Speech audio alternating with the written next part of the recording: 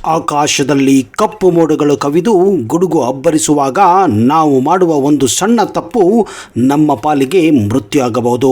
ಹಾವೇರಿ ಜಿಲ್ಲೆಯ ಆ ಹಳ್ಳಿಯಲ್ಲಿ ನಡೆದ ಆ ಕಹಿ ಘಟನೆ ಇಡೀ ರಾಜ್ಯವನ್ನೇ ನಡುಗಿಸಿತ್ತು. ಸುರಿಯುವ ಮಳೆ ಮತ್ತು ಬಿರುಗಾಳಿಯ ಅಬ್ಬರವನ್ನು ಕುತೂಹಲದಿಂದ ಮೊಬೈಲ್ನಲ್ಲಿ ವಿಡಿಯೋ ಮಾಡುತ್ತಿದ್ದ ವ್ಯಕ್ತಿಯ ಮೇಲೆ ಕ್ಷಣಾರ್ಧದಲ್ಲಿ ಸಿಡಿಲು ಬಡಿದು ಆತ ಪ್ರಾಣವನ್ನು ಕಳೆದುಕೊಂಡ ದೃಶ್ಯ ಆತನ ಫೋನ್ನಲ್ಲಿ ಸೆರೆಯಾಗಿತ್ತು. ಸಿಡಿಲು ಅಪ್ಪಳಿಸಿದಾಗ ನಮ್ಮ ದೇಹದೊಳಗೆ ಏನಾಗುತ್ತದೆ? ಹೊಲದಲ್ಲಿ ಅಥವಾ ಬಯಲು ಪ್ರದೇಶದಲ್ಲಿದ್ದಾಗ ಸಾಕ್ಷಾತ್ ಯಮನಂತೆ ಬರುವ ಆ ಮಿಂಚಿನಿಂದ ಬಚಾವಾಗಲು ನೀವು ಮಾಡಬೇಕಾದ ಆ ಒಂದು ತುರ್ತು ಕೆಲಸ ಯಾವುದು? ಈ ವಿಡಿಯೋ ನೋಡಿ ನಿಮ್ಮ ಮತ್ತು ನಿಮ್ಮ ಕುಟುಂಬದ ಜೀವ ಉಳಿಸಿಕೊಳ್ಳಿ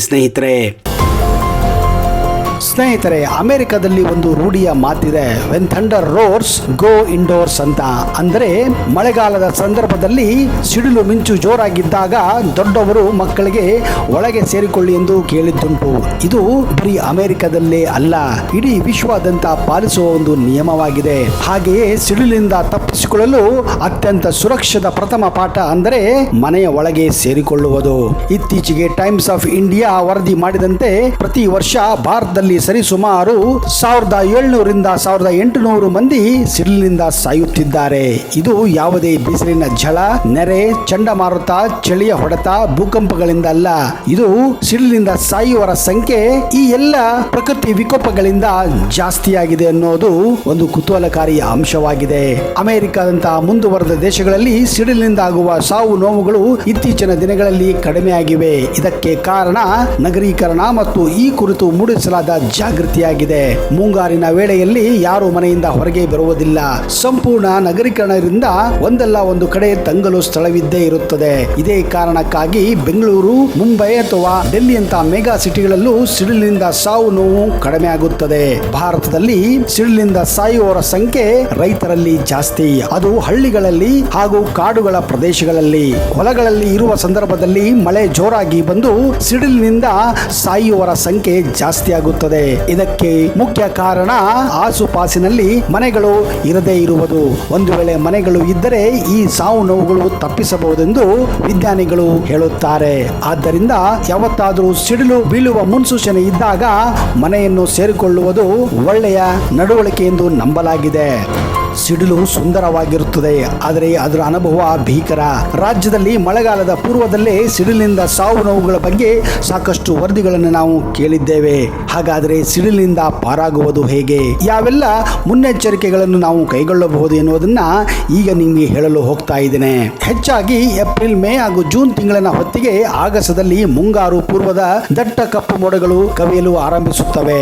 ಇವುಗಳನ್ನ ಕ್ಯುಮುಲೋ ನಿಂಬಸ್ ಎಂದು ಕರೆಯುತ್ತಾರೆ. ಅಂದರೆ ಇವು ಒಂದು ತರಹದ ಮೋಡಗಳಾಗಿವೆ. ಇವುಗಳ ತಳಭೂಮಿಯಿಂದ ಸುಮಾರು 2 ಕಿಲೋಮೀಟರ್ ದೂರದಲ್ಲಿರುತ್ತವೆ. ಇವುಗಳು ಮೇಲ್ತುದಿ ಸುಮಾರು 15 ಕಿಲೋಮೀಟರ್ ಎತ್ತರವಾಗಿರುತ್ತದೆ.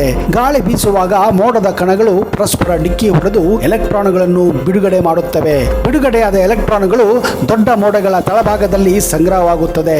ಹೀಗೆ ಮುಂದುವರೆದ್ರಿಂದ ಮೋಡಗಳ ತಳಭಾಗದಲ್ಲಿ ಋಣ ವಿದ್ಯುತ್ ಕ್ಷೇತ್ರ ಸಂಚನ ಉಂಟು ಮಾಡುತ್ತದೆ.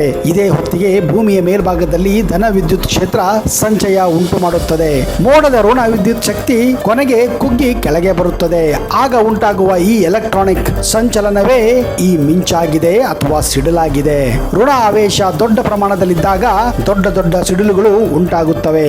ಈ ದೊಡ್ಡ ದೊಡ್ಡ ಸಿಡಿಲುಗಳು ಭೂಮಿಗೆ ಅಪ್ಪಳಿಸಿದಾಗ, ಅದರಲ್ಲೂ ಹೊಲಗಳಲ್ಲಿ ಅಥವಾ ಕಾಡಿನಲ್ಲಿ ಅಪ್ಪಳಿಸಿದಾಗ ಅವು ಮಿಂಚಾಗಿ ಪರಿವರ್ತಿಸಿ ಜಾನುವಾರುಗಳ ಮೇಲೆ, ಮನುಷ್ಯರ ಮೇಲೆ ಹಾಗೂ ಗಿಡ ಕಂಟಿಗಳ ಮೇಲೆ ಅಪ್ಪಳಿಸಿದಾಗ ಬೆಂಕಿ ಹಚ್ಚಿಕೊಳ್ಳುತ್ತದೆ. ಇದೇ ಕಾರಣ ಜಾನುವಾರುಗಳು, ಮನುಷ್ಯರು ಹಾಗೂ ಗಿಡ ಮರಗಳು ಈ ಮಿಂಚಿಗೆ ಆಹುತಿಯಾಗುತ್ತವೆ. ಈ ಮಿಂಚಿನ ಆಘಾತಕ್ಕೆ ಏನಾಗುತ್ತದೆ ಎನ್ನುವ ದೊಡ್ಡ ಪ್ರಶ್ನೆ ಆಗಿದೆ. ಮಿಂಚು ಹೊಡೆದಾಗ ದೇಹವನ್ನು ಹೊಕ್ಕು ಹಲವಾರು ಭಾಗಗಳಲ್ಲಿ ಪ್ರವೇಶ ಮಾಡಿ ಗಾಯ ಹಾಗೂ ನಿರ್ಗಮಿಸಿದ ಜಾಗದಲ್ಲಿ ನಿರ್ಗಮದ ಗಾಯಗಳು ಉಂಟಾಗುತ್ತವೆ.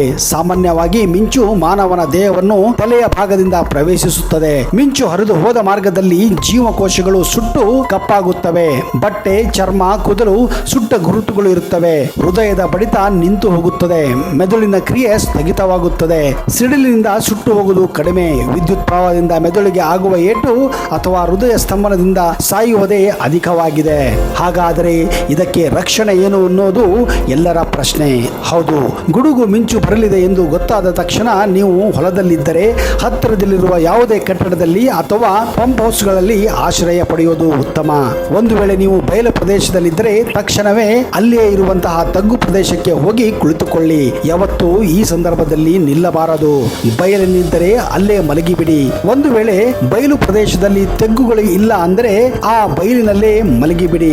ಆದರೆ ಒಂದು ವಿಚಾರ, ನೆಲದೊಂದಿಗೆ ನಿಮ್ಮ ಇಡೀ ದೇಹ ಸಂಪರ್ಕವಿರಬಾರದು. ಕುಕ್ಕರು ಗಾಲಿನಲ್ಲಿ ಕುಳಿತುಕೊಳ್ಳಿ ಅಥವಾ ಚಕ್ಕಳ ಮುಕ್ಕಳ ಹಾಕಿಕೊಂಡು ಕುಳಿತುಕೊಳ್ಳಿರಿ. ನಿಮ್ಮ ತಲೆಯನ್ನು ಮೊಳಕಾಲಿನ ನಡುವೆ ಹುದುಗಿಸಿಕೊಳ್ಳಿ. ಯಾಕಂದ್ರೆ ಮಿಂಚು ಅಥವಾ ಸಿಡಿಲು ಮೊದಲು ಬೀಳುವುದೇ ತಲೆಗೆ. ಆದ್ದರಿಂದ ಮೊದಲು ನಿಮ್ಮ ತಲೆಯನ್ನ ನೀವು ರಕ್ಷಿಸಿಕೊಳ್ಳಬೇಕು. ಹೀಗೆ ಮಾಡುವುದರಿಂದ ಮಿಂಚಿನಿಂದ ಮೆದುಳಿಗೂ ಹೃದಯಕ್ಕೂ ಹಾಗೂ ತಲೆಗೆ ಆಗುವ ಹಾನಿಯನ್ನು ತಪ್ಪಿಸಿಕೊಳ್ಳಬಹುದು. ಮಳೆ ಬರುವ ಸಂದರ್ಭದಲ್ಲಿ ಯಾವತ್ತೂ ಮರಗಳ ಕೆಳಗೆ ನಿಲ್ಲಬೇಡಿ. ಅದರಲ್ಲೂ ದೊಡ್ಡ ದೊಡ್ಡ ಮರಗಳ ಕೆಳಗೆ ನೀವು ನಿಂತರೆ ಇದಕ್ಕಿಂತ ದೊಡ್ಡ ಹಾನಿ ಬೇರೊಂದಿಲ್ಲ. ಯಾಕೆಂದರೆ ಸಿಡಿಲು ಮೋಡದಿಂದ ಭೂಮಿಗೆ ಹರಿಯುವ ಮೊದಲು ಹಸಿ ಮರಕ್ಕೆ ಬೀಳುತ್ತದೆ. ಒಂದು ವೇಳೆ ಆ ಮರ ಹಸಿಯಾಗಿದ್ದರೆ ಆ ಮರಕ್ಕೆ ಮೊದಲು ಸಿಡಿಲು ಅಪ್ಪಳಿಸುತ್ತದೆ. ಒಂದು ವೇಳೆ ನೀವು ಅದರ ಕೆಳಗಡೆ ಇದ್ದರೆ ನಿಮಗೂ ಆ ಸಿಡಿಲು ಬಡಿಯುವ ಸಾಧ್ಯತೆ ಜಾಸ್ತಿ ಇರುತ್ತದೆ. ಮರಗಳ ಗುಂಪಿನ ನಡುವೆ ಒಂದು ವೇಳೆ ನೀವು ಇದ್ದರೆ ಸಣ್ಣ ಮರದ ಕೆಳಗೆ ನಿಲ್ಲಿ. ದೊಡ್ಡ ಮರಗಳು ಸಿಡಿಲಿಗೆ ಸುಲಭವಾಗಿ ತುತ್ತಾಗುತ್ತವೆ. ಎತ್ತರದ ಗುಡ್ಡದ ಮೇಲಿದ್ದರೆ ತೆಗ್ಗಿಗೆ ಹೋಗಿ ಇಳಿಯಿರಿ. ಯಾವುದೇ ಲೋಹದ ವಸ್ತುಗಳನ್ನು, ಉದಾಹರಣೆಗೆ ಕಡಗೋಲು, ಕೊಡಲಿ, ಹಾರೆ ಇವುಗಳಿಂದ ದೂರ ಇರಿ. ಮಲೆನಾಡಿನಲ್ಲಿ ಕತ್ತಿ ಮುಂತಾದ ಲೋಹ ವಸ್ತುಗಳನ್ನು ಅಂಗಳಕ್ಕೆ ಎಸೆಯುವುದು ಸರ್ವೇ ಸಾಮಾನ್ಯವಾಗಿ ಕಂಡುಬರುತ್ತದೆ. ಒಂದು ವೇಳೆ ನೀವು ಕುರುಬರಾಗಿದ್ದರೆ ಕುರಿ ಮುಂದೆ ಅಥವಾ ಜಾನುವಾರುಗಳ ಮಧ್ಯೆ ನಿಂತಿದ್ದರೆ ಅವುಗಳ ಮಧ್ಯದಲ್ಲಿ ಬಗ್ಗಿ ಕುಳಿತುಕೊಳ್ಳಿ. ಯಾಕಂದ್ರೆ ಮಿಂಚು ಪ್ರಾಣಿಗಿಂತ ಎತ್ತರವಿರುವ ಮನುಷ್ಯನನ್ನೇ ಆವರಿಸುತ್ತದೆ. ಕೆರೆಯಲ್ಲಿ ಈಜುವುದು, ಸ್ನಾನ ಮಾಡುವುದು ಈ ಸಂದರ್ಭದಲ್ಲಿ ಮಾಡಬೇಡಿ. ಒಂದು ವೇಳೆ ನೀವು ನೀರಿನಲ್ಲಿದ್ದರೆ ತಕ್ಷಣ ಹೊರಗೆ ಬನ್ನಿ. ಒಂದು ವೇಳೆ ನೀವು ಸಿಟಿಗಳಲ್ಲಿ ಇದ್ದರೆ ವಿದ್ಯುತ್ ಕಂಬ, electric tower, mobile tower, transformer ಮುಂತಾದಗಳ ಹತ್ತಿರವೂ ಕೂಡ ಹೋಗಬೇಡಿ. ತಂತಿ ಬೇಲಿ, ಬಟ್ಟೆ ಒಣ ಹಾಕುವ ತಂತಿ, ರೈಲ್ವೆ ಹಳಿ, ಲೋಹದ ಗೇಜ್ ಮತ್ತು ಪೈಪ್ಗಳಿಂದ ದೂರ ಇರಿ. ಕಾರಣ ಇಂತಹ ಲೋಹಗಳು ಮಿಂಚನ್ನು ಅವುಗಳತ್ತ ಸೆಳೆಯುತ್ತವೆ. ಮಳೆ ಬರುವ ಸಂದರ್ಭದಲ್ಲಿ ಮನೆಯ ಟೆರೆಸ್ ಅನ್ನು ಸ್ವಚ್ಛ ಮಾಡಲು ಸಾಹಸ ಮಾಡಬೇಡಿ.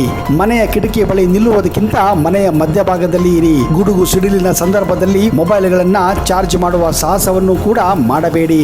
ಒಂದು ವೇಳೆ ನೀವು ಕಾರಿನಲ್ಲಿ ಪ್ರಯಾಣಿಸುತ್ತಿದ್ದರೆ ಕಾರಿನ ಗಾಜುಗಳನ್ನು ಮುಚ್ಚಿಕೊಳ್ಳಿ. ಕಾರಿನ ಬಾಡಿಯನ್ನು ಆದಷ್ಟು ಸ್ಪರ್ಶಿಸದೆ ಮಧ್ಯದಲ್ಲಿ ಕುಳಿತುಕೊಳ್ಳುವುದು ಒಳ್ಳೆಯದು. ಒಂದು ವೇಳೆ ನೀವು ಮೊಬೈಲ್ ಅಥವಾ ಕಂಪ್ಯೂಟರ್ಗಳಲ್ಲಿ ಕೆಲಸ ಮಾಡುತ್ತಿದ್ದರೆ ಇವುಗಳಿಂದ ದೂರ ಇರುವುದು ಲೇಸು.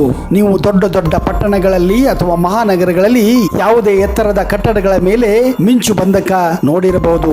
ಇವು ಬೇರೇನಲ್ಲ, ಲೋಹದ ಕಡ್ಡಿಗಳು. ಮಿಂಚು ಭೂಮಿಗಿಳಿಯಲು ಎತ್ತರದ ವಿದ್ಯುತ್ವಾಹಕ ವಸ್ತುಗಳನ್ನು ಆರಿಸಿಕೊಳ್ಳುತ್ತದೆ ಎಂದು ವೈಜ್ಞಾನಿಕ ಕಾರಣ ಇದರ ಹಿನ್ನೆಲೆಯಾಗಿದೆ. ಇದೇ ಕಾರಣ ದೊಡ್ಡ ದೊಡ್ಡ ಹೈ ರೈಸಿಂಗ್ ಬಿಲ್ಡಿಂಗ್ಸ್ ಮೇಲೆ ಈ ಮಿಂಚು ಬಂಧಕ ಲೋಹವನ್ನು ನೀವು ಕಾಣಬಹುದು. ಇದೇ ಕಾರಣ ದೇವಸ್ಥಾನಗಳ ಮೇಲೂ ಸಹಿತ ಕಳಸಗಳ ಮೇಲೆ ಲೋಹಗಳಿಂದ ಮಾಡಿದ ಕಳಸಗಳನ್ನು ಹಾಕುತ್ತಿದ್ದರು. ಈ ವಿಜ್ಞಾನ ಈಗಿನದಲ್ಲ, ಇದು ಪುರಾಣ ಕಾಲಗಳಿಂದಲೂ ನಾವು ಕಂಡುಕೊಂಡಿರುವಂತಹ ಒಂದು ಅದ್ಭುತ ವಿಜ್ಞಾನವಾಗಿದೆ. ಸ್ನೇಹಿತರೆ, ಏನೇ ಇರಲಿ, ಹೇಗೆ ಇರಲಿ, ಮಳೆಗಾಲದ ಸಂದರ್ಭದಲ್ಲಿ ಆದಷ್ಟು ಮನೆಗಳ ಒಳಗೆ ಇರಿ, ಸುರಕ್ಷಿತವಾಗಿರಿ ಅನ್ನುವುದೇ ನಮ್ಮ ಉದ್ದೇಶವಾಗಿದೆ.